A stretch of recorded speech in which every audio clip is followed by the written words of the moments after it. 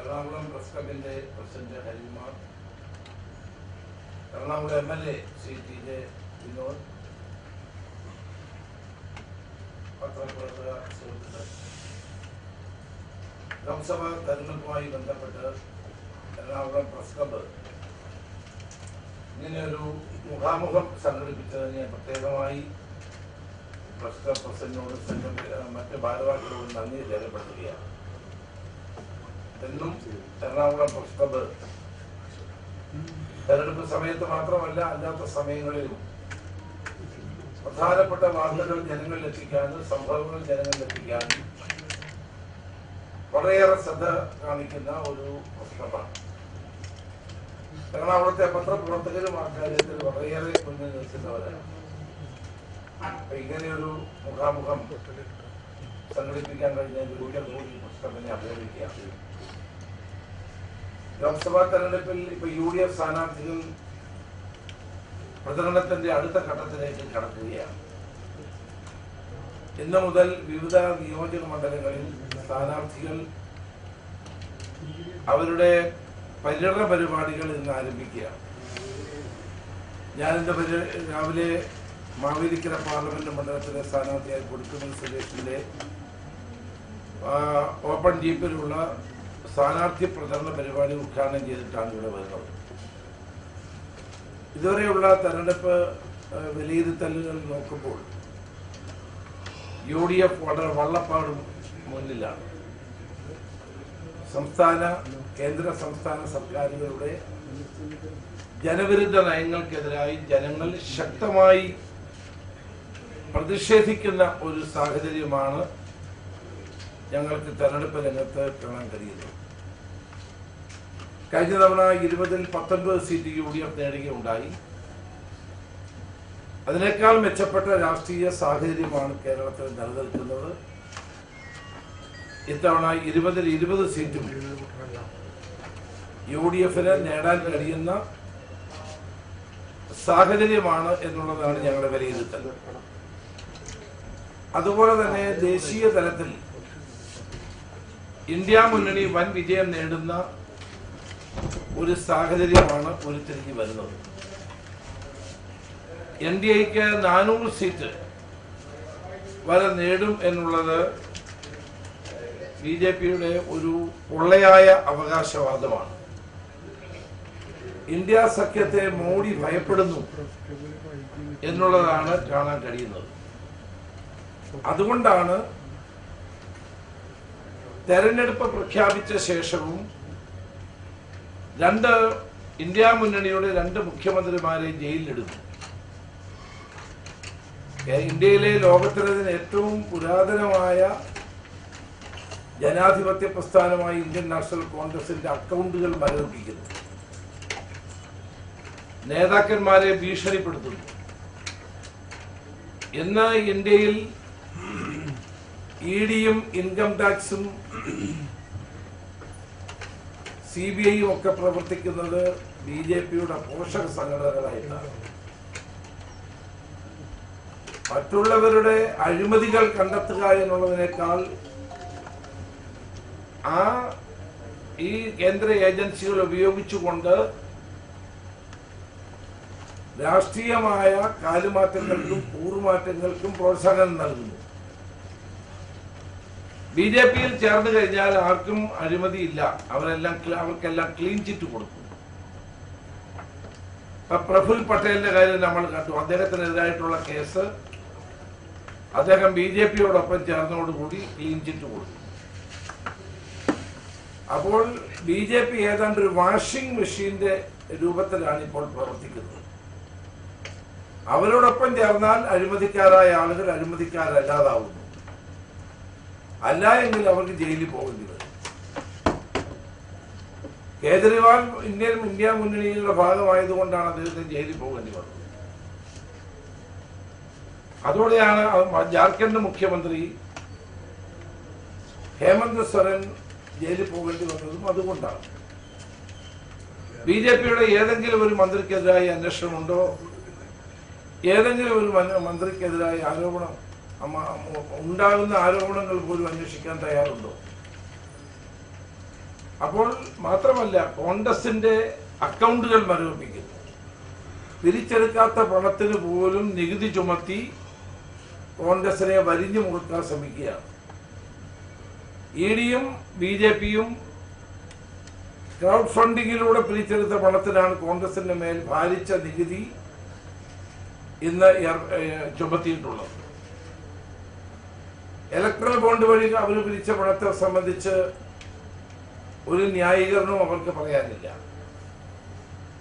അപ്പോൾ പ്രതിപക്ഷത്തിന്റെ വാമൂടി കെട്ടുക, തെരഞ്ഞെടുപ്പിൽ പ്രതിപക്ഷത്തിന് പ്രവർത്തിക്കാനുള്ള അവസരം കൊടുക്കാതിരിക്കുക, ഒരു ലെവൽ പ്ലേയിങ് ഗ്രൗണ്ട് പോലും പ്രതിപക്ഷത്തിന് നൽകാതിരിക്കുക എന്നുള്ളതാണ്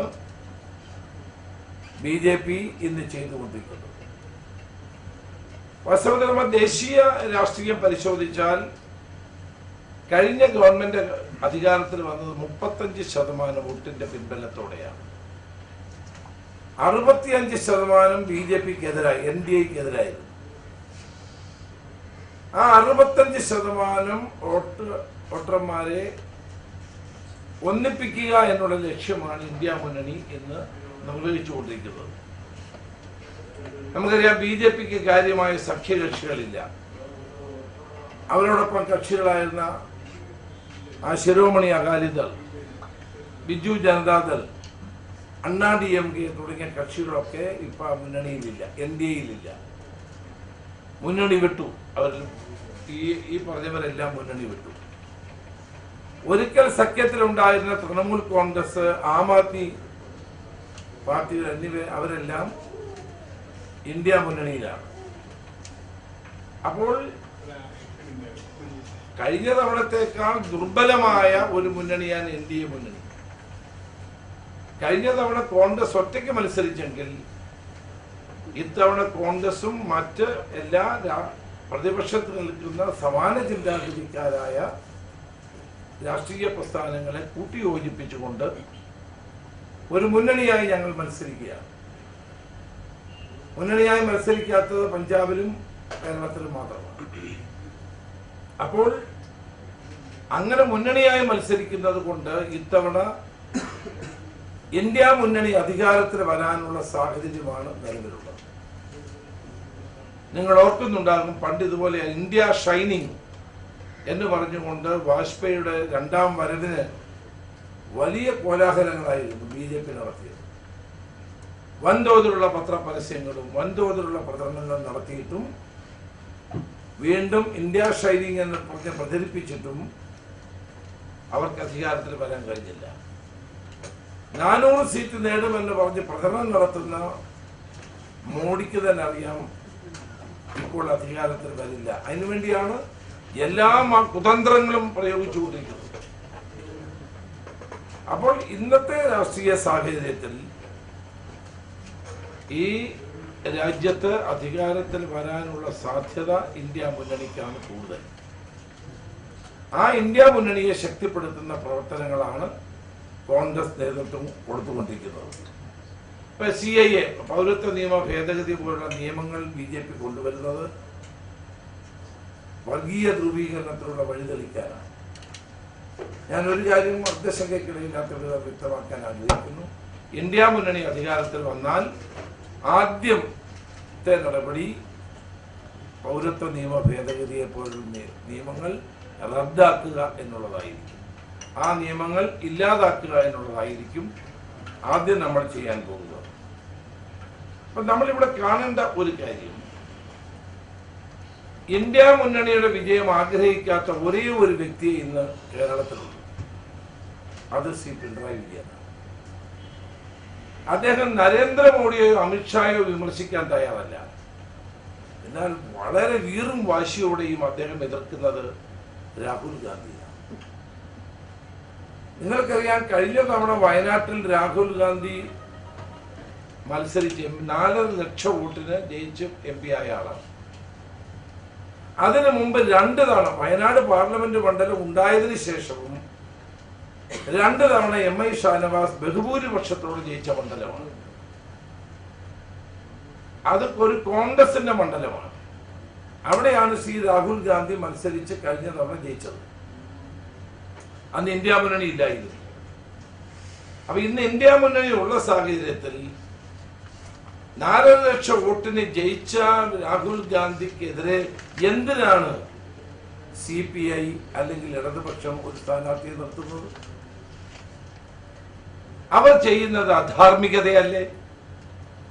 രാഹുൽ ഗാന്ധി സിറ്റിംഗ് MP ആയിരിക്കുന്ന സ്ഥലത്ത് ഇന്ത്യ മുന്നണിയുടെ നേതാവെന്ന നിലയിൽ അദ്ദേഹത്തിനെതിരെ സ്ഥാനാർത്ഥിയെ നിർത്താതിരിക്കാനുള്ള സാമാന്യ രാഷ്ട്രീയ മര്യാദ ഇന്ത്യ മുന്നണിയുടെ ഭാഗമായ ഇടതുപക്ഷം കാണിക്കണമായിരുന്നു.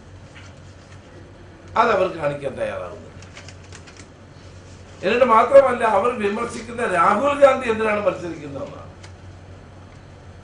രാഹുൽ ഗാന്ധിയുടെ നയങ്ങളെയാണ് വിമർശിക്കുന്നത്. നരേന്ദ്രമോദിയുടെ പേരോ അമിത്ഷായുടെ പേരോ അസംബ്ലിക്കകത്തോ പുറത്തോ പറയാൻ ഭയപ്പെടുന്ന കേരളത്തിന്റെ മുഖ്യമന്ത്രിക്ക് രാഹുൽ ഗാന്ധിയെ എത്ര ക്രൂരമായിട്ടാണ് ആക്രമിക്കുന്നത്. രാഹുൽ ഗാന്ധിക്കെതിരായ സ്ഥാനാർത്ഥിയെ നിർത്തിയത് തന്നെ നരേന്ദ്രമോദിയെ തൃപ്തിപ്പെടുത്താനാണ്.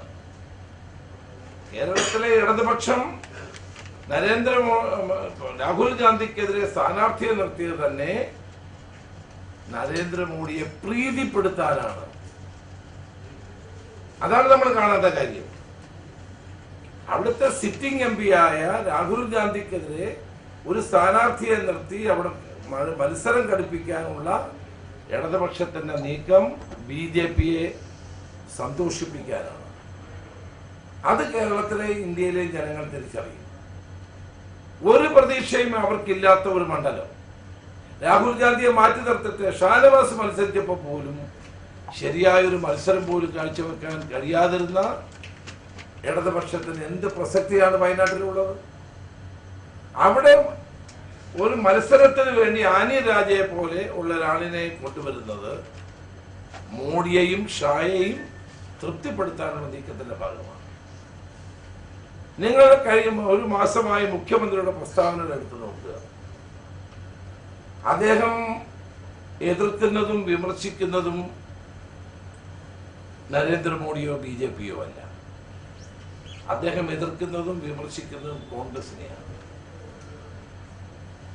പൗരത്വ നിയമ ഭേദഗതി കൊണ്ടുവന്ന BJP അല്ല എതിർക്കുന്നത്, കോൺഗ്രസിനെയാണ് അവിടെയും എതിർക്കുന്നത്. പൗരത്വ നിയമ ഭേദഗതിയുടെ കാര്യത്തിൽ കോൺഗ്രസിന് ഒറ്റ നിലപാടേ ഉള്ളൂ: ഞങ്ങൾ ആ നിയമത്തെ അംഗീകരിക്കുന്നില്ല. മതം പൗരത്വത്തിന്റെ അടിസ്ഥാന ഘടകം ആകരുതെന്നാണ് കോൺഗ്രസ് എന്നും ശഠിച്ചിട്ടുള്ളത്. ഞങ്ങളുടെ താല്പര്യവും അതാണ്. അങ്ങനെയുള്ള കോൺഗ്രസിനെ സ്ഥാനത്ത് മറുസ്ഥാനത്ത് മുഖ്യമന്ത്രി എതിർക്കുന്നത് രാഷ്ട്രീയ താല്പര്യങ്ങൾക്ക് വേണ്ടി മാത്രമാണ്. മാത്രമല്ല, ഒരു ഭാഗത്ത് നരേന്ദ്രമോദി ഇത് കൊണ്ടുവന്നത് തന്നെ വർഗീയ ലക്ഷ്യത്തോടെയാണ്. കേരളത്തിലെ മുഖ്യമന്ത്രി വർഗീയ ലക്ഷ്യത്തോടെ ഇതിനെതിരെയുള്ള പ്രചരണവും നടത്തിക്കൊണ്ടിരിക്കുകയാണ്. ഞങ്ങൾ പറയുന്നത്, ഇന്ത്യ മുന്നണി അധികാരത്തിൽ വന്നാൽ ആദ്യം ഞങ്ങൾ പിൻവലിക്കുന്നത് പൗരത്വ നിയമ ഭേദഗതിയാണ്. കാരണം ഞങ്ങൾക്ക് അതിനോട് കമ്മിറ്റ്മെന്റ് ഉണ്ട്. ഒരു കമ്മിറ്റ്മെന്റും ഇല്ലാത്ത കേരളത്തിന്റെ മുഖ്യമന്ത്രി ആയിരക്കണക്കിന് ആളുകളുടെ പേര് കേസെടുത്തു. പൗരത്വ നിയമ ഭേദഗതിയുമായി ബന്ധപ്പെട്ട സമരങ്ങളിൽ പങ്കെടുത്ത ആയിരക്കണക്കിന് ആളുകളുടെ പേര് കേസെടുത്തിട്ട് അത് പിൻവലിക്കാൻ പാർലമെന്റ് തെരഞ്ഞെടുപ്പ് വരേണ്ടി വന്നു. 4 വർഷം ഈ സമരം ചെയ്ത ചെറുപ്പക്കാർ കോടതി തിണ്ണകളിൽ നിരങ്ങുകയാണ്. അന്നൊന്നും ഈ കേസ് പിൻവലിക്കാതെ പാർലമെന്റ് തെരഞ്ഞെടുപ്പ് വന്നതോടുകൂടി അത് എല്ലാ കേസും പിൻവലിച്ചിട്ടില്ല. ചില കേസുകൾ പിൻവലിക്കേണ്ട മുന്നോട്ട് വന്നു. UPയിലെ യോഗി ആദിത്യനാഥ് പോലും ചുമത്താത്ത വകുപ്പുകൾ ഉപയോഗിച്ചാണ് കേരളത്തിൽ ഈ സമരത്തിൽ പങ്കെടുത്ത ആളുകളുടെ പേരിൽ കേരളത്തിലെ മുഖ്യമന്ത്രി, ആഭ്യന്തര വകുപ്പ് കൈയാളുന്ന മുഖ്യമന്ത്രി ഈ കേസുകളൊക്കെ ചുമത്തിയത്. ഈ കാര്യത്തിൽ എന്തെങ്കിലും ആത്മാർത്ഥതയുണ്ടായിരുന്നെങ്കിൽ ഈ കേസുകൾ എന്നെ വിഡ്രോ ചെയ്യാമായിരുന്നു. അപ്പോൾ ഒരാത്മാർത്ഥതയുമില്ലാതെ തെരഞ്ഞെടുപ്പിൽ മതന്യൂനപക്ഷങ്ങളുടെ വോട്ട് സമാഹരിക്കാനുള്ള കള്ളപ്രചരണമാണ് കേരളത്തിന്റെ മുഖ്യമന്ത്രി നടത്തിക്കൊണ്ടിരിക്കുന്നത്.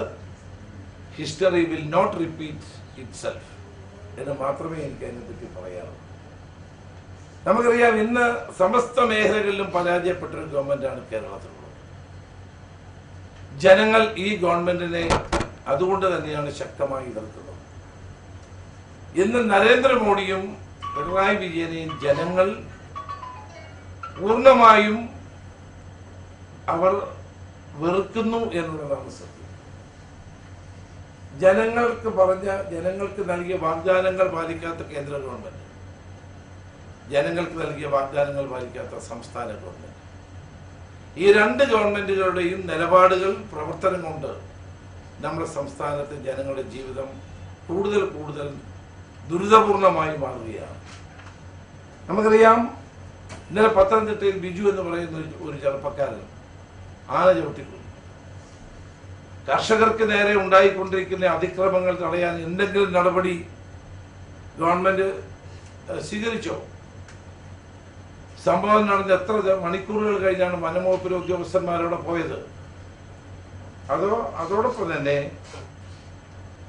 വനാതിർത്തിയോട് ചേർന്ന ഭാഗങ്ങളിൽ ജനങ്ങൾക്കായി വന്യമൃഗങ്ങളിൽ സുരക്ഷ കിട്ടാൻ വേണ്ടിയിട്ടുള്ള ദ്രുതകർമ്മ സേന രൂപീകരിക്കുമെന്നുള്ള വാഗ്ദാനം പാലിച്ചിട്ടില്ല. നിഷ്ക്രിയമായ ഒരു വനം മന്ത്രിയും അതോടൊപ്പം തന്നെ നിർജീവമായ ഒരു ഗവൺമെന്റിന്റെ ഭാഗത്തു നിന്നും ജനങ്ങൾക്കൊന്നും പ്രതീക്ഷിക്കാനില്ല എന്നുള്ളതാണ് അടിക്കടി ഉണ്ടാകുന്ന വന്യജീവി ആക്രമണം തെളിയിക്കുന്നത്. നമുക്കറിയാം, കഴിഞ്ഞ ദിവസങ്ങളിൽ കേരളത്തിൽ മുഴുവൻ തീരപ്രദേശങ്ങൾ മുഴുവൻ അതിശക്തമായ കള്ളാക്രമണം ഉണ്ടായി. കള്ളാക്രമണ നിരോധന പ്രവർത്തനങ്ങൾ ശക്തിപ്പെട്ടിരുന്നെങ്കിൽ ഈ പ്രദേശങ്ങളിൽ വെള്ളം കയറുകയും ആളുകൾക്ക് ദുരിതം അനുഭവിക്കേണ്ടി വരികയും ചെയ്യുമായിരുന്നില്ല. എൻ്റെ നിയോജക മണ്ഡലമടക്കം കേരളത്തിലെ തീരപ്രദേശങ്ങൾ മുഴുവൻ, ആലപ്പുഴ, എറണാകുളം, തിരുവനന്തപുരം, ഈ മേഖലകളിൽ പുലിമുട്ടില്ലാതെ, കടൽഭിത്തിയില്ലാതെ ജനങ്ങൾ അനുഭവിക്കുന്ന പ്രയാസങ്ങൾ പരിഹരിക്കാൻ ഗവൺമെന്റ് സത്വരമായ നടപടികൾ സ്വീകരിച്ചിട്ടില്ല എന്നുള്ളതും ഒരു വലിയ പരാതിയായി നിലനിൽക്കുന്ന ഒരു കാര്യമാണ്. ഇന്ന് അവർക്ക് ആവശ്യമായ സഹായങ്ങൾ നൽകണം, നഷ്ടപരിഹാരം നൽകണം. അതിനുള്ള അടിയന്തരമായ നടപടികൾ, മത്സ്യത്തൊഴിലാളികൾക്ക് വേണ്ട അടിയന്തര സഹായങ്ങൾ എത്തിക്കാൻ ഗവൺമെന്റ് തയ്യാറാണ്. അതുപോലെ തന്നെ ഈ ഗവൺമെന്റ് ആഭ്യന്തര വകുപ്പിന്റെ പരാജയത്തിന് മറ്റൊരു ഉദാഹരണമാണ് കാസർഗോഡ് പഴയ ചുരിയാക്കുടക് സ്വദേശിയായ ഒരു മദ്രസ അധ്യാപകൻ മുഹമ്മദ് റിയാസ് മൗലവി വധക്കേസിലെ 3 RSSന്റെ പ്രതികളെ ഒരിക്കലും ഉണ്ടാകാത്ത നിലയിൽ വെറുതെ വിട്ട സാഹചര്യം പ്രോസിക്യൂഷന്റെ ദയനീയമായ പരാജയമാണ്. കേസ് അന്വേഷണത്തിലുണ്ടായ ഗുരുതരമായ പാളിച്ചയാണ്. അതോടൊപ്പം തന്നെ BJPയും CPM തമ്മിലുള്ള കൂട്ടുകെട്ടിന്റെ ഭാഗം കൂടിയാണ് ഈ മൗലവിയുടെ കൊലപാതകത്തിൽപ്പെട്ട RSSകാരെ വെറുതെ വിടാനുള്ള സാഹചര്യം ഉണ്ടായത്. അപ്പോൾ പോലീസിന് പിഴവ് സംഭവിച്ചു, കേസ് അന്വേഷണം നിലവാരമില്ലാത്തതായി, ഏകപക്ഷീയമായ വിചാരണ നടത്തി എന്ന് കോടതി പോലും വിലയിരുത്തി. ആഭ്യന്തര വകുപ്പ് കൈയാളുന്ന മുഖ്യമന്ത്രി ഇതിനെല്ലാം മറുപടി പറയണം. ഞെട്ടിപ്പിക്കല് വിധിയാണെന്നൊന്നും പറഞ്ഞിട്ട് കാര്യമില്ല. ഈ മൗലവിയെ പള്ളിക്കകത്ത് കയറി വെട്ടിക്കൊന്നതാണ് RSSകാർ. ആ കൊന്ന പ്രതികൾക്ക് ഇന്ന് നിരവാധികമായ സ്വതന്ത്രമായി സഞ്ചരിക്കാനുള്ള അവസ്ഥയാണ് ഉണ്ടായിരിക്കുന്നത്. ഇതാണോ സംസ്ഥാനത്ത് BJPക്കും RSSനുമെതിരായ പോരാട്ടം? ഇവിടെ BJPയുമായി ഉണ്ടായിരിക്കുന്ന അന്തർധാരയുടെ ഭാഗമാണ് ഈ മൗലവിയുടെ കൊലപാതകത്തിലെ പ്രതികൾ രക്ഷപ്പെട്ടത്. ആ കേസ് അന്വേഷിച്ചവർ മോശക്കാരായ പോലീസ് ഉദ്യോഗസ്ഥന്മാരല്ല, എനിക്കറിയാവുന്നവരാണ്, പേര് പറയുന്നില്ല. വളരെ പ്രഗത്ഭരായ ഉദ്യോഗസ്ഥന്മാരാണ് അന്വേഷിച്ചത്. അങ്ങനെ പ്രഗത്ഭരായ ഉദ്യോഗസ്ഥന്മാർ അന്വേഷിച്ച കേസ് എങ്ങനെ പാളിപ്പോയി? ആരുടെ ഇടപെടലുണ്ടായി? പ്രോസിക്യൂഷൻ എന്തുകൊണ്ട് കാര്യക്ഷമമായി അവിടെ കേസ് കോടതിയിൽ അവതരിപ്പിക്കാൻ കഴിയാതെ പോയി? അതോടൊപ്പം തന്നെ ഏകപക്ഷീയമായ വിചാരണ എങ്ങനെ ഉണ്ടായി? ഇതെല്ലാം ഗൗരവമായി നമ്മൾ ആലോചിക്കേണ്ട കാര്യമാണ്. അവിടെയാണ് ഈ RSSും CPMും തമ്മിലുള്ള BJPയും തമ്മിലുള്ള ബന്ധം വളരെ വ്യക്തമാകുന്നത്. പ്രതികൾക്ക് മുസ്ലിം സമുദായത്തോടുള്ള വിദ്വേഷമാണ് കൊലപാതകത്തിൽ കലാശിച്ചെന്നായിരുന്നു പ്രോസിക്യൂഷന്റെ കേസ്. എന്നാൽ ഇത് തെളിയിക്കാൻ ആവശ്യമായ യാതൊരു മെറ്റീരിയൽസും പോലീസിന് അല്ലെങ്കിൽ പ്രോസിക്യൂഷന് ഹാജരാക്കാൻ കഴിഞ്ഞില്ല. കൊലപാതകത്തിൽ ഗൂഢാലോചന നടന്നിട്ടില്ല എന്ന പോലീസിന്റെ റിപ്പോർട്ടും തിരിച്ചടിയായി മാറുകയാണ് ഉണ്ടായത്. അപ്പൊ ഇവിടെ മുഖ്യമന്ത്രി ഇതിന് മറുപടി പറയണം. മുഖ്യമന്ത്രി ന്യൂനപക്ഷ പ്രേമം എപ്പോഴും ഉയർത്തിപ്പിടിക്കുന്നു എന്ന് പറയുന്ന മുഖ്യമന്ത്രി ഇത്രയും പൈശാചികമായ ഒരു കൊലപാതകം ഉണ്ടായിട്ട് ആ കൊലപാതകത്തിന്റെ ഉത്തരവാദികളായ RSSകാർക്ക് സൗകര്യപൂർവമായി കേസിൽ നിന്ന് രക്ഷപ്പെടാനുള്ള സാഹചര്യം ഒരുക്കിയതിന് മുഖ്യമന്ത്രി മറുപടി പറയണ്ടേ? അത് പറയാതെ അദ്ദേഹം നടുക്കം രേഖപ്പെടുത്തിയിട്ട് കാര്യമില്ല. അതുകൊണ്ട് നിയമമന്ത്രി പറഞ്ഞിരിക്കുന്നു, രാജീവ് പറഞ്ഞ് ഞങ്ങൾ അപ്പീലിന് പോകുന്നു. ആവശ്യമായ തെളിവുകളില്ലാതെ അപ്പീലിന് പോയിട്ട് എന്ത് കാര്യം? അപ്പോൾ ഈ കേസിൽ ഒരു പുനരന്വേഷണമാണ് അനാവശ്യമായിട്ടുള്ളത്. ഒരു പുനരന്വേഷണം നടത്താതെ ആവശ്യമായ തെളിവുകളില്ലാതെ അപ്പീൽ പോയാൽ ഈ പ്രതികൾക്ക് വീണ്ടും സ്വൈര്യവിഹാരം നടത്താനും അവരുടെ പേരിൽ കേസില്ലാതായി മാറാനുമുള്ള സാഹചര്യമാണ് ഉണ്ടാകാൻ പോകുന്നത്. അപ്പൊ അതുകൊണ്ട് ഈ കേസ് കേരളത്തെ മുഴുവൻ നടുക്കിയൊരു കേസാണ്, പ്രത്യേകിച്ച് മലബാറിൽ. അന്ന് ഞാൻ പ്രതിപക്ഷ നേതാവായിരുന്നപ്പോൾ ഞാനവിടെ സന്ദർശിച്ചതാണ്. ഇത്രയും ഗൗരവതരമായ ഒരു കേസിനെ ഇത്ര നിസ്സാരമായി കൈകാര്യം ചെയ്തപ്പോൾ BJPയുമായിട്ടുള്ള ഇവരുടെ കൂട്ടുകെട്ട് ഇന്ന് കേരളത്തിൽ നമുക്ക് കാണാൻ കഴിയുന്നത് CPMഉം BJPയും തമ്മിലുള്ള അന്തർധാരയാണ്. ഇവർ തമ്മിൽ എല്ലാ കാര്യത്തിലും യോജിപ്പാണ്. കോൺഗ്രസിനെ പരാജയപ്പെടുത്തുന്ന കാര്യത്തിലാണ് കൂടുതൽ യോജിപ്പ്. പ്രധാനമന്ത്രി മുഖ്യമന്ത്രിയുടെ ഓഫീസിനെ ഉന്നം വെച്ചുകൊണ്ട് സ്വർണ്ണ കള്ളക്കടത്ത് കേസുമായി ബന്ധപ്പെട്ട കാര്യങ്ങൾ പറയുന്നു. പക്ഷേ നടപടി ഉണ്ടാകുന്നില്ല. കേന്ദ്ര ഏജൻസികൾ ഒരിക്കൽ പോലും മുഖ്യമന്ത്രിക്കെതിരായിട്ടുള്ള ആരോപണങ്ങൾ അന്വേഷിക്കാൻ തയ്യാറായിട്ടില്ല. ഇതെല്ലാം ഇപ്പോഴും മുഖ്യമന്ത്രി കേന്ദ്ര ഏജൻസികളുടെ പ്രവർത്തനങ്ങളെ പറ്റി ഒരു അക്ഷരം പറയാൻ തയ്യാറല്ല. കഴിഞ്ഞ ദിവസം മുഖ്യമന്ത്രി അവിചാരിതമായി തൃശൂർ പാർട്ടി ഓഫീസ് സന്ദർശിച്ചതിന്റെ പിന്നിൽ ദുരൂഹതകളും കരുവന്നൂർ കേസുമായി ബന്ധപ്പെട്ടാണ് എന്നാണ് മാധ്യമങ്ങൾ റിപ്പോർട്ട് ചെയ്യുന്നത്. ഏതായാലും ഇന്ന് CPMഉം BJPയും തമ്മിലുള്ള ബന്ധം കൂടുതൽ ഓരോ സംഭവങ്ങളിലൂടെ മറതിക്ക് പുറത്തു വന്നിരിക്കുകയാണ്. അത് കേരളത്തിലെ ജനങ്ങൾ മനസ്സിലാക്കും. കേന്ദ്ര സംസ്ഥാന സർക്കാരുകൾക്കെതിരെയുള്ള ജനങ്ങളുടെ ശക്തമായ പ്രതിഷേധമായിരിക്കും ഈ തെരഞ്ഞെടുപ്പിൽ ഉയർന്നു നിൽക്കാൻ പോകുന്നത്.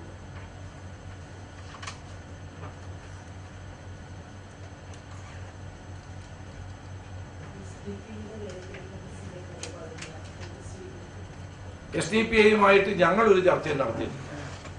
UDF ഒരു ചർച്ചയും നടത്തിയിട്ടില്ല. കഴിഞ്ഞ തെരഞ്ഞെടുപ്പിൽ SDPIയുടെ വോട്ട് മുഴുവൻ പോയത് LDFനാണ്, നിയമസഭാ തെരഞ്ഞെടുപ്പ്. അപ്പോൾ ഓരോ പാർട്ടിക്കും അവരുടേതായ തീരുമാനം എടുക്കാനുള്ള അവകാശവും അധികാരമുണ്ട്. ഞങ്ങളാരും അവരുടെ വോട്ട് ചോദിച്ചിട്ടുമില്ല, ചർച്ച ചെയ്തിട്ടില്ല, അവർ വോട്ട് വേണമെന്ന് അവരോട് ആവശ്യപ്പെട്ടിട്ടില്ല. പിന്നെ അവരുടെ കഴിഞ്ഞ തെരഞ്ഞെടുപ്പിൽ, നിയമസഭാ തെരഞ്ഞെടുപ്പിൽ 100% വോട്ടും LDFനാണ് പോയത്. ഇത്തവണ അവരൊരു തീരുമാനം എടുത്തിട്ടുള്ള വാർത്തകളിലൂടെയാണ് ഞങ്ങൾ വായിച്ചത്. ഞങ്ങൾക്ക് അതുമായിട്ട് യാതൊരു ബന്ധവുമില്ല. പിന്നെ തെരഞ്ഞെടുപ്പിൽ ആരെങ്കിലും വോട്ട് ചെയ്യും, എല്ലാവരുടെയും വോട്ട് ആവശ്യമാണ്, നമ്മൾ എല്ലാവരുടെയും വോട്ട് ചോദിക്കും. അതുപോലെ ചോദ്യം പോലും ഞങ്ങൾ SDPയോട് ചോദിച്ചിട്ടില്ല. ഇതാണ് എൻ്റെ സ്ഥിതി. ഞാൻ ഒരു പൊളിറ്റിക്കൽ പാർട്ടിക്ക് സർട്ടിഫിക്കറ്റ് എഴുതാൻ ഞാൻ മുതിരുന്നില്ല. അവരുടെ പ്രവർത്തനങ്ങൾ വിലയിരുത്തിക്കൊണ്ട് ജനങ്ങളത് മനസ്സിലാക്കും. ഞങ്ങൾക്ക് ഒരു കാലത്തും അവരുമായിട്ട് രാഷ്ട്രീയ ബന്ധമില്ലാത്തവരാണ്. കഴിഞ്ഞ നിയമസഭാ തെരഞ്ഞെടുപ്പിൽ അവരുടെ വോട്ട് മുഴുവൻ വാങ്ങിച്ച ആളുകൾ ആരാണെന്ന് ജനങ്ങൾക്കറിയാം. അങ്ങനെ ഒരു തെരഞ്ഞെടുപ്പിൽ ഞാൻ ഇന്ന് വരെ ആരുടെയും വോട്ട് വേണ്ടെന്ന് പറഞ്ഞിട്ടില്ല. കാരണം ഇതൊക്കെ വ്യക്തികളാണ് വോട്ട് ചെയ്യുന്നത്, പാർട്ടിയല്ല വോട്ട് ചെയ്യുന്നത്. വ്യക്തികളാണ് വോട്ട് ചെയ്യുന്നത്. ആ വ്യക്തികൾക്ക് ഇഷ്ടമുള്ള സ്ഥാനാർത്ഥിക്ക് വോട്ട് ചെയ്യുക.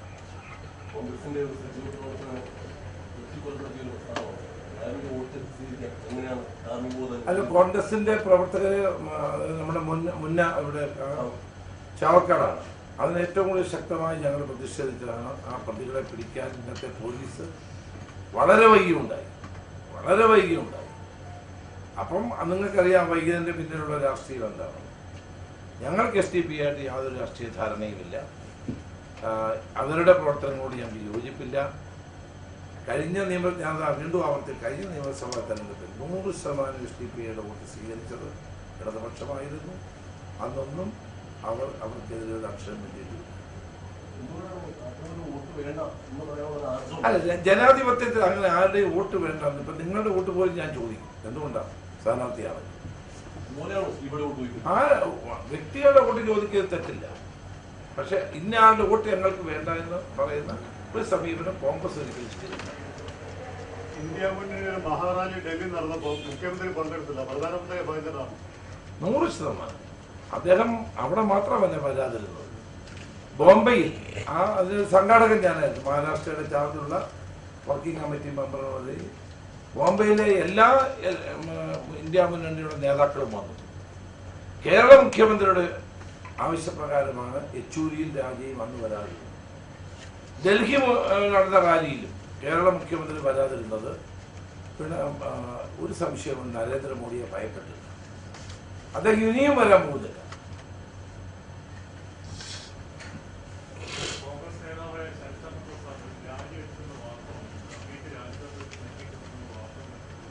രാജിയല്ല, അദ്ദേഹത്തിന് ചില കാര്യങ്ങൾ ചില അഭിപ്രായ വ്യത്യാസമുള്ളതാണ്. അത് ഞാൻ അദ്ദേഹത്തോട് സംസാരിച്ചിട്ടുണ്ട്. സംസാരിച്ചത് പരിഹരിക്കും. ഒരിക്കലും വിടില്ല. അത് തന്നെ പറയുന്നുണ്ടല്ലോ പാർട്ടി വിടില്ല.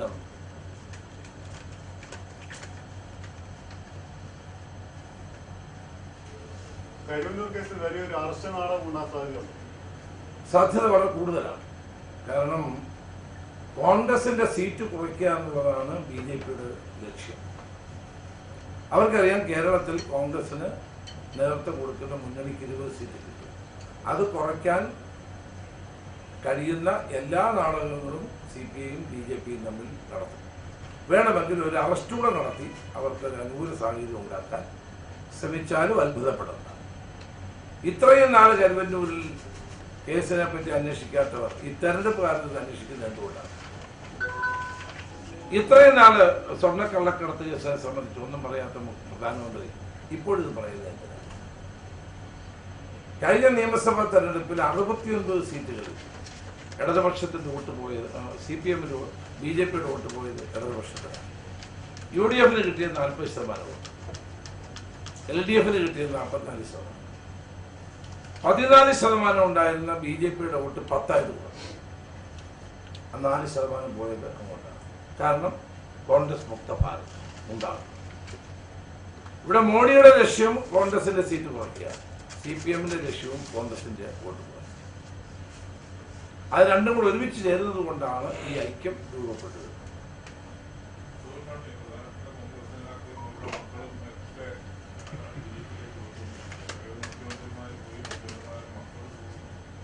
അല്ല, അത് ഞങ്ങളുടെ പാർട്ടിയിൽ നിന്ന് മാത്രമല്ല, ബംഗാളിലെ BJP എന്ന് പറയുന്നത് എൻ്റെ CPMന്റെ നേതാക്കന്മാരാണ്.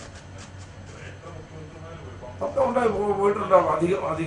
രണ്ട് തരത്തിൽ ആളുകൾ പോകാറുണ്ട്. ഒന്ന് അധികാരത്തിന്റെ പിന്നാലെയുള്ള പോകും, രണ്ട് EDA CBIയും പേടിക്കേണ്ട ആളുകൾ പോകും. അല്ലാണ്ട് യഥാർത്ഥ കോൺഗ്രസ്സുകാരും പോകുന്നില്ല. അതിപ്പോ നമുക്ക് കാണാമല്ലോ ഈ തെരഞ്ഞെടുപ്പിൽ.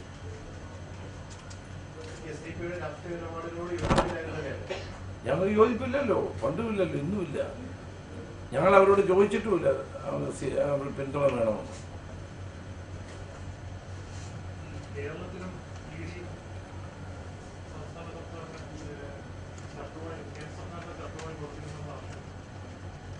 അല്ല, അതേ പറഞ്ഞു, ഇവർ തമ്മിലുള്ള ധാരണയുടെ അടിസ്ഥാനത്തിലാണ് ഈ പ്രവർത്തിക്കുന്നത്. തെരഞ്ഞെടുപ്പായപ്പോൾ ഇപ്പൊ ED ഒന്ന് സജീവമാണ്. ഇത്രയും നാള് സജീവമാകാതിരുന്ന ED ഇപ്പൊ സജീവമാകുന്നത് എന്തുകൊണ്ടാണ്? അതെ, മസാല ബോണ്ട് കേസ് നിങ്ങൾ ഓർക്കുന്നുണ്ടാവും. ഞാനാണ് ഏറ്റവും ആദ്യം മുതലെന്ന് പറഞ്ഞ കാര്യം. ഈ കേസ് ഇത് എടുക്കാൻ പാടില്ലാത്ത ഒന്നാണ്. ഒരു സംസ്ഥാന ഗവൺമെന്റിനും അങ്ങനെ ഇത്തരം ബോണ്ടുകൾ വിദേശത്ത് പോയി നിന്ന് അവരെ കൊണ്ട് ഏതെങ്കിലും കമ്പനിയെ കൊണ്ട് വാങ്ങിപ്പിക്കാൻ പ്രയാസമുള്ള കാര്യമാണ്. ലാവ്ലിൻ കമ്പനിയുമായി ബന്ധമുള്ള കമ്പനിക്കാണ് ഇവർ കൊടുത്തത്. മുഴുവൻ കാര്യം ഞാൻ പറഞ്ഞതാണ്, എല്ലാം സത്യമാണ്.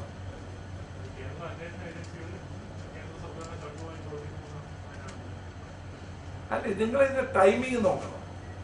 കേരളത്തിൽ UDF-ന് ബഹുഭൂരിപക്ഷം സീറ്റുകൾ അല്ലെങ്കിൽ 20 സീറ്റ് കിട്ടുമെന്ന് കണ്ടുകൊണ്ടാണ് ED-യും CBI-യും ഒക്കെ ഇപ്പൊ ഇറങ്ങിയിരിക്കുന്നത്. ഇത്രയും കാലം വെറുതെ ഇറങ്ങാൻ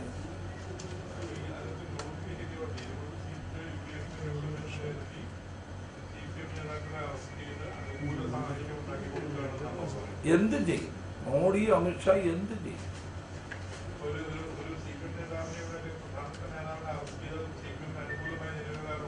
അത് ഉണ്ടാക്കാനുള്ള ശ്രമത്തിലാണെന്നാണ് ഞാൻ പറയുന്നത്. എനിക്കറിയില്ല, ഇത്രയും അറസ്റ്റ് ചെയ്താൽ അതുപോലും അത്ഭുതപ്പെടേണ്ടതാണ് ഞാൻ പറഞ്ഞത്.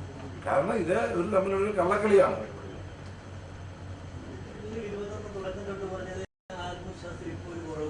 ഒരു കുറവ് 20 സീറ്റ് നേടാൻ പോകും.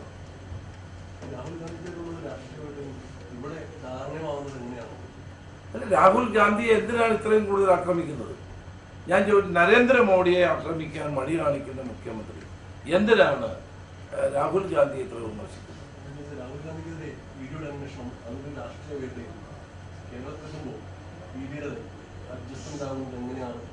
കാരണം ഇത്രയും കാലമായിട്ട് ED ഇവിടെ പ്രവർത്തിച്ചില്ലല്ലോ. സ്വർണ്ണക്കള്ളക്കടത്ത് കേസുമായി ബന്ധപ്പെട്ട് മുഖ്യമന്ത്രിയുടെ പ്രിൻസിപ്പൽ സെക്രട്ടറി 2 വർഷം ജയിലുകൾ. മുഖ്യമന്ത്രിക്ക് ഒരു നോട്ടീസ് അയച്ചു ഇവിടെ. അതാണ് നമ്മുടെ ധാരണ. ആവശ്യമുള്ളപ്പോൾ ഇതൊക്കെ ചെയ്യും, ഇല്ലാത്തപ്പോൾ ചെയ്യാതെ. പിന്നെ പ്രധാനമന്ത്രി എത്രയോ തവണ വന്ന് കൊച്ചി വന്ന് പ്രസംഗിച്ചു, തൃശ്ശൂർ വന്ന് പ്രസംഗിച്ചു. ഏത് ഓഫീസിലാണ് ഇത് നടന്നതെന്ന് എനിക്കറിയാം. അറിയാമെങ്കിൽ എന്തുകൊണ്ട് നടപടി ഉണ്ടാവാൻ? അല്ല, ഞങ്ങൾ ക്ഷണിക്കുന്നില്ല, ഞാൻ കാര്യമില്ല.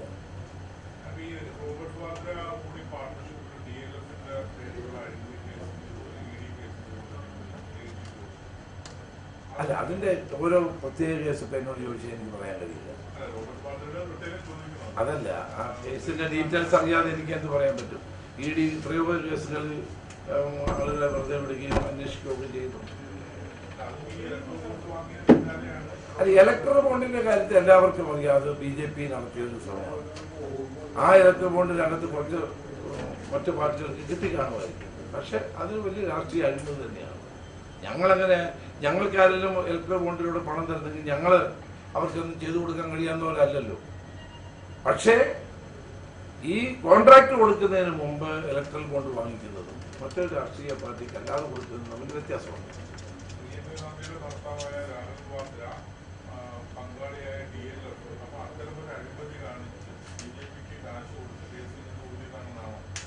എന്ന് ഞാൻ പറഞ്ഞില്ലല്ലോ. ഞാൻ പറഞ്ഞ ഇലക്ട്രൽ ബോണ്ടിനകത്ത് നടന്ന സംഭവങ്ങൾ 2 തരത്തിലാണ്. ഒന്ന് കോൺട്രാക്ട് കൊടുക്കാമെന്ന് പറഞ്ഞിട്ട് ഇലക്ട്രൽ ബോണ്ട് വാങ്ങാം. കോൺട്രാക്ട് കൊടുക്കാത്തവര് അല്ലെങ്കിൽ വലിയ കേസുകളിൽ പെട്ടവർ, അങ്ങനെയാണ് അവർ ചെയ്യുന്നതെന്നാണ് പറഞ്ഞത്. ഈ പർട്ടിക്കുലർ കേസ് എനിക്ക് അറിയില്ല എന്ന് പറഞ്ഞല്ലോ സഹോദരൻ.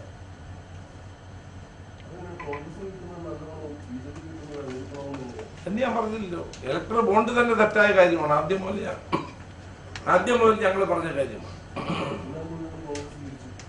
ഇലക്ട്രൽ ബോണ്ട് സ്വീകരിക്കാൻ നിയമപരമായ തടസ്സങ്ങളില്ലെങ്കിൽ എല്ലാ രാഷ്ട്രീയ പാർട്ടികളും സ്വീകരിച്ചു കാണും. പക്ഷെ ആ നടപടി ശരിയല്ലെന്നാണ് ആദ്യം മുതലേ കോൺഗ്രസ് പറഞ്ഞത്.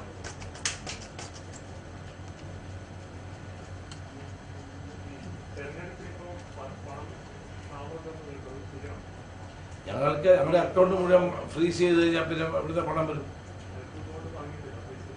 അല്ലെ, എല്ലാം ഫ്രീസ് ചെയ്തില്ലേ? ഞങ്ങളുടെ പണം മുഴുവൻ ഫ്രീസ് ചെയ്തിരിക്കുകയല്ലേ. തെരഞ്ഞെടുപ്പിന് മുമ്പ് അങ്ങനെ ചെയ്യുന്നത് ശരിയാണ്? നിങ്ങൾ തന്നെ ആലോചിക്കും.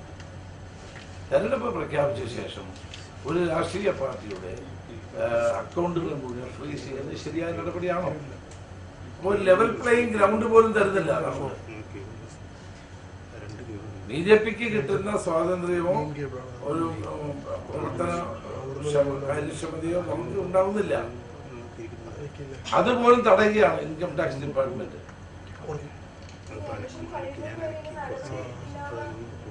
കോടതി തീർച്ചയായും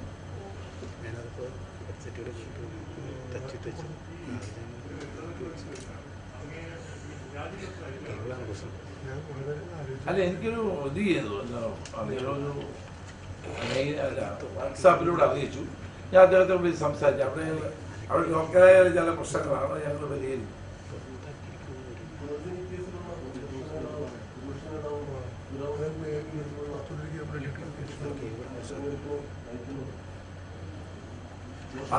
ആ കേസിൽ ആദ്യമായി പോയില്ലേ ഇപ്പോൾ ആണല്ലേ?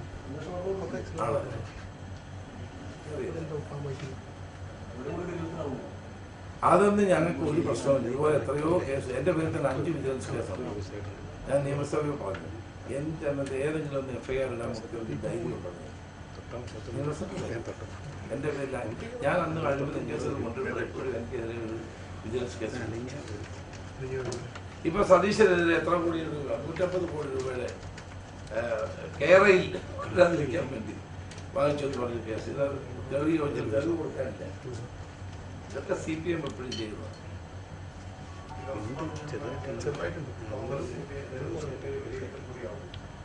എല്ലാവരുടെയും വിലയിരുത്തൽ, നേതൃത്വത്തിന്റെ മാത്രമല്ല മുഴുവൻ നേതാക്കളുടെയും പ്രവർത്തകരുടെയും വിലയിരുത്തൽ തന്നെയാകും. സംസ്ഥാന ഗവൺമെന്റ് വിലയിരുത്തലാകും. അതൊക്കെ സ്വാഭാവികമായ കാര്യമാണ്. അതുകൊണ്ട് ഞങ്ങൾ ഒറ്റക്കെട്ടായി, കേരളത്തിലെ കോൺഗ്രസ് ഒരു കാലത്തും ഇല്ലാത്ത നിലയിൽ ഒറ്റക്കെട്ടായി, UDF ഒറ്റക്കെട്ടായി ഈ തെരഞ്ഞെടുപ്പിനെ നേരിടുക. സമ്പൂർണമായ ഐക്യം പാർട്ടിയിലുള്ളൊരു കാലമാണ്. പാർട്ടി അതുകൊണ്ട് ഒരു മനസ്സോടെ ഒരു ഏകശിലാ വിഗ്രഹം പോലെ പാർട്ടിയും മുന്നണിയും പ്രവർത്തിക്കുകയാണ്. ഈ തെരഞ്ഞെടുപ്പിൽ അതിശക്തമായി തന്നെ തിരിച്ചു വരാനുള്ള നടപടികളാണ് ഞങ്ങൾ സ്വീകരിക്കുന്നത്.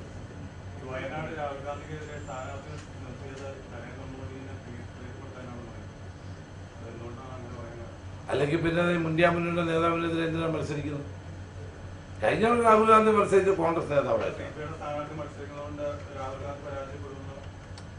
എന്ന് അക്ഷരമറിയാവുന്ന ആരെയും വിശ്വസിക്കും? അല്ല, അവര് മോഡിയെ തൃപ്തിപ്പെടുത്താനാണ്. അല്ലെങ്കിൽ പിന്നെ മത്സരിക്കേണ്ട കാര്യമില്ലല്ലോ. രാഹുൽ ഗാന്ധി സിറ്റിംഗ് MP ആണ്. 4 ലക്ഷം വോട്ടിന് ജയിച്ച ആളാണ്. ഇന്ത്യ മുന്നണിയുടെ നേതാവാണ്. അദ്ദേഹത്തിനെതിരെ എന്തിനാണ് ഇപ്പൊ CPI മത്സരിക്കുന്നത്?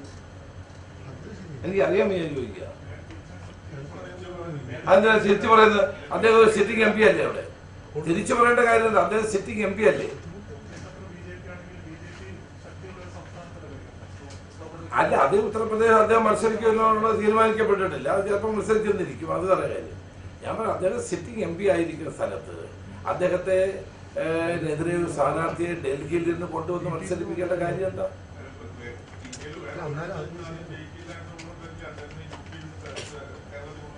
അദ്ദേഹത്തിന് എവിടെ നിന്നും ജയിക്കാൻ കഴിയും?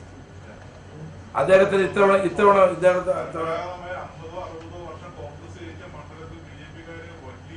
അതൊക്കെ ജയിച്ചിരിക്കുന്നു. അത് തിരിച്ചു മറിച്ചു പോലും അതൊക്കെ സ്വാഭാവികമാണ്. അല്ല, അപ്പൊ മുന്നണിക്ക് നേതൃത്വം കൊടുക്കുന്ന രാഹുൽ ഗാന്ധിക്കെതിരെ മത്സരിക്കുന്നത് മോഡിയെ തൃപ്തിപ്പെടുത്താനല്ല. പിന്നെ എന്തിനാണ്? ജയിക്കുമെന്ന് യാതൊരു പ്രതീക്ഷയില്ലാത്തൊരു മണ്ഡലത്തിൽ ഇല്ലല്ലേ? അല്ല, ഇല്ല. ഈ ചോദ്യമാണ് ഞങ്ങൾക്ക് അവരോട് ചോദിക്കാനുള്ളത്. അതെ, D രാജയാണ്. അതൊരുമിച്ച് മുന്നണിയുടെ ഭാഗമായി നിൽക്കുന്നതല്ലേ?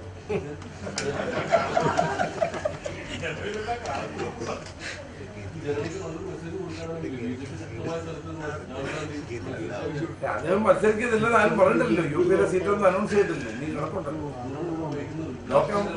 അതൊക്കെ ഓരോ ഫേസിലാണ്.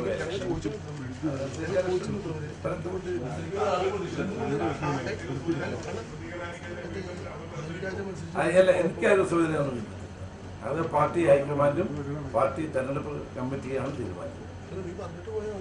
എനിക്ക് ചാർജുള്ളത് മഹാരാഷ്ട്രയിലാണ്. മഹാരാഷ്ട്രയിൽ ഞങ്ങളെല്ലാവരും ഒരുമിച്ചാണ്, ഒറ്റക്കെട്ടായിട്ടാണ്. ഇത്തവണ നല്ല മഹാവികാസ് അഘാടി നല്ല മുന്നേറ്റമാണ്. കോൺഗ്രസ്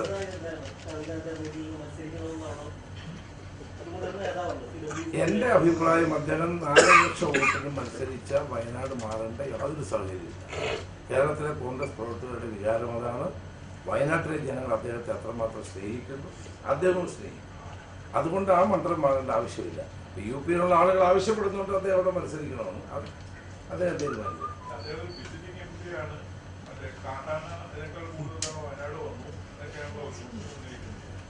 ഒക്കെ അദ്ദേഹത്തെ അല്ലെങ്കിൽ എതിർക്കുന്ന രാഷ്ട്രീയ പാർട്ടി പ്രവർത്തനങ്ങളാണ്.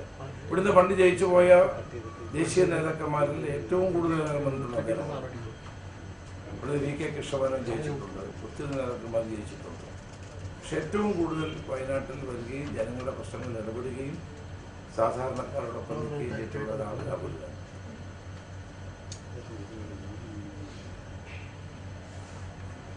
കർണാടകയിൽ കടുത്ത വരൾച്ച കാരണം IT കമ്പനികളെ കേരളത്തിൽ ക്ഷണിച്ചിരുന്നു. അപ്പൊ അതിനെതിരെ കർണാടകയിലെ മന്ത്രി രംഗത്ത് ഫെഡറൽ സംവിധാനത്തിന് വിരുദ്ധമാണെന്നാണ് പറയുന്നത്. അത് നിലപാടെന്താ? അതൊക്കെ ഓരോ സംസ്ഥാനവും അവരവരുടേതായി ജോലി ചെയ്യുന്നു എന്ന് കണ്ടാൽ മതി. കർണാടകക്കാർക്ക് അവരുടെ കൂടുതൽ കമ്പനികൾ വേണമെന്നുണ്ടോ ഇങ്ങോട്ട് ക്ഷണിക്കുന്നതുകൊണ്ട് തെറ്റൊന്നുമില്ല. ഇങ്ങോട്ട് ഇവിടെ കമ്പനികൾ വരണമെന്ന് ആഗ്രഹിക്കുന്നതിന് എന്താ തെറ്റ്? അത് ഫെഡറൽ സംവിധാനവുമായിട്ടൊന്നും കൂട്ടിക്കുഴയ്ക്കേണ്ട കാര്യമില്ല. അതൊക്കെ ഓരോ സംസ്ഥാനത്തും ഉള്ള ഗവൺമെൻറ്റുകൾ അവർ സംസ്ഥാനങ്ങളിൽ കൂടുതൽ സ്ഥാപനങ്ങൾ വരണമെന്നും കമ്പനികൾ വരണമെന്നും ആഗ്രഹിക്കുന്നത് സ്വാഭാവികമാണ്. അതിനെ തടയാൻ അവരുടെ ഗവൺമെൻറ് ശ്രമിക്കുന്നതും അവരുടെ ഉത്തരവാദിത്വമാണ്. JC വേണുഗോപാൽ കഴിഞ്ഞ ദിവസം പറഞ്ഞൊരു കാര്യം, ഇന്ത്യ മുന്നണിയുടെ പ്രധാനമന്ത്രി സ്ഥാനാർത്ഥി രാഹുൽ ഗാന്ധിയാണെന്നാണ്. ഇന്ത്യ മുന്നണിക്കകത്ത് അങ്ങനെ ഒരു മുഖം ഇതിനകത്തുള്ള ചർച്ച നടന്നിട്ടുണ്ടോ? രാഹുൽ ഗാന്ധി നേതൃത്വമാണെന്ന് പറയുമ്പോൾ പോലും പ്രധാനമന്ത്രി സ്ഥാനാർത്ഥിയെ പറ്റിയിട്ടുള്ള ഒരു ചർച്ച ഇതിനകം നടത്തിയിട്ടില്ല. അല്ല, പ്രധാനമന്ത്രി സ്ഥാനാർത്ഥി ആരാണെന്ന് ചർച്ചയിട്ടില്ല. പക്ഷെ അവിടെ ഉയർന്നു നിൽക്കുന്ന മുഖം, മോഡിക്കെതിരെ പോരാടാൻ കഴിയുന്ന ശക്തി രാഹുൽ ഗാന്ധി. ഒരു ഭയവുമില്ലാതെ ഇന്ത്യയിൽ മറ്റേത് രാഷ്ട്രീയ നേതാവിനേക്കാളും പോരാട്ടത്തിൻ്റെ വഴിയിലൂടെ നടക്കുന്ന മുന്നോട്ട് പോകുന്ന നേതാവ് രാഹുൽ ഗാന്ധി. പ്രധാനമന്ത്രി ആരാണെന്ന് തീരുമാനിച്ചില്ല, ഭൂരിപക്ഷം കിട്ടിയിട്ട് തീരുമാനിച്ചു. പക്ഷേ പ്രതിപക്ഷത്തിൻ്റെ ഏറ്റവും ശക്തമായ ശബ്ദം രാഹുൽ ഗാന്ധിയുടെ.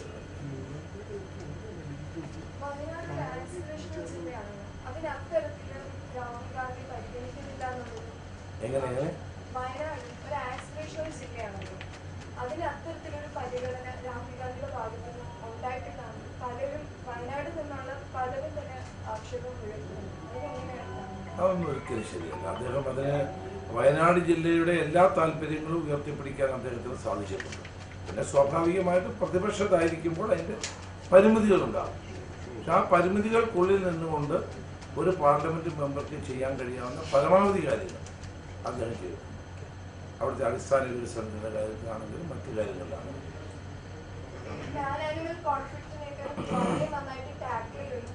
Not man animal, human animal.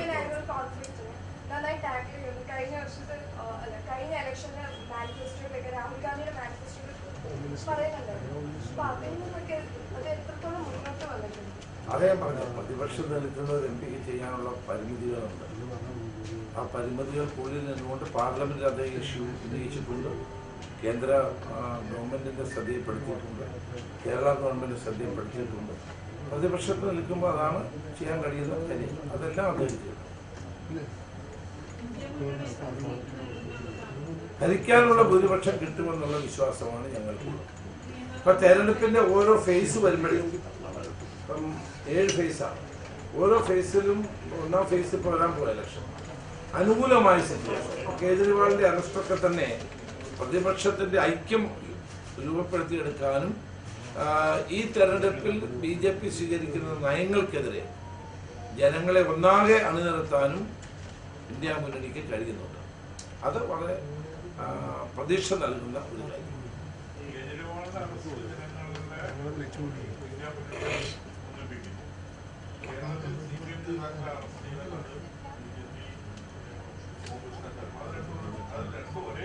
അല്ല, ഒരേ ഏജൻസികളാണെങ്കിലും ആ ഏജൻസികൾക്ക് ചെയ്യാവുന്ന കാര്യങ്ങൾ ചെയ്യേണ്ട സമയത്ത് ചെയ്യാതെ ഒത്തുകളിക്കുന്നതുകൊണ്ടാണ് ഞങ്ങളുടെ പരാതി.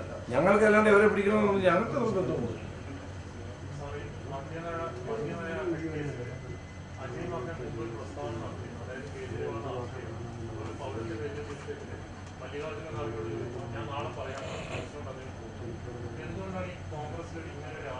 ഇല്ല, അതിനകത്ത് വളരെ വ്യക്തമായി തന്നെ പൗരത്വ നിയമ ഭേദഗതിയുമായി ബന്ധപ്പെട്ട് ആ നിയമം പാസ്സാക്കിയ സമയത്ത് തന്നെ ശക്തമായ നിലപാട് കോൺഗ്രസ് എടുത്തിരുന്നു. ഞാൻ അന്ന് പ്രതിപക്ഷ നേതാവായിരുന്നു. കേരളത്തിലെ പാർട്ടിയോട് ആലോചിച്ച് ഞാൻ സുപ്രീം കോടതിയിൽ എൻ്റെ കേസ് ഇപ്പോൾ സുപ്രീം കോടതി നിലനിൽക്കുന്നുണ്ട്. അങ്ങനെയൊന്നുമില്ല. അദ്ദേഹം അതിനകത്ത് വ്യക്തമായി അദ്ദേഹം ട്വിറ്ററിലൂടെ അന്ന് തന്നെ ആ കാര്യം പറഞ്ഞിട്ടുള്ളതാണ്. അന്ന് പിന്നെ ട്വിറ്റർ മാറി എക്സായി നിങ്ങൾ പരിശോധിച്ചാൽ കാണാൻ കഴിയും. ശക്തമായി നമ്മുടെ നിലപാട് പറഞ്ഞിട്ടുള്ളതാണ്. സദ്യ അവർ ലോക്കൽ ഉള്ള മത്സരം കൊണ്ട് പറയുന്നതായിരിക്കും.